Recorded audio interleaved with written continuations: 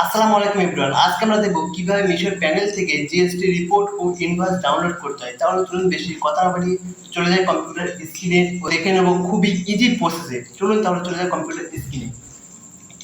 Finally চলে এসেছি computer স্ক্রিনে। আসার পরে আপনারা আপনার মিশো সিনিয়র প্যানেলটা ডাউনলোড করে নেবেন। ডাউনলোড করে নেওয়ার পরে আপনারা পেমেন্ট অপশানে চলে যাবেন। ব্যাস 1 মিনিট।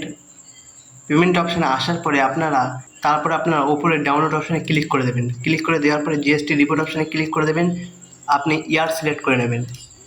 ওকে 2026, এরপরে মান্থ, ওকে এপ্রিল মান্থ সিলেক্ট করে নেওয়ার পরে আপনারা ডাউনলোড অপশানে ক্লিক করে দেবেন।